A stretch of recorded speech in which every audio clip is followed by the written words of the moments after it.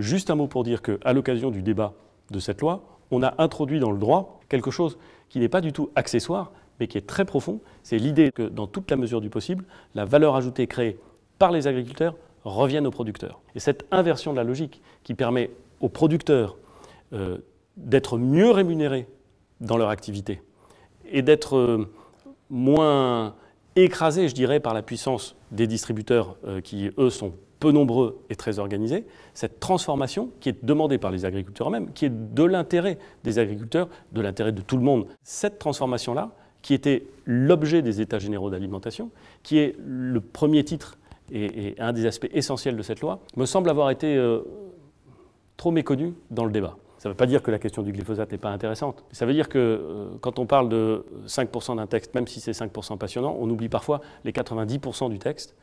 Et ces 90%-là, ils ont aussi une vraie portée. Je le dis parce que si je ne le disais pas, je m'en voudrais, et parce que c'est important d'avoir une vision complète des textes. Il y a évidemment dans le projet de loi qui a été discuté à l'Assemblée nationale bien d'autres choses. On aura l'occasion, je pense, d'en reparler.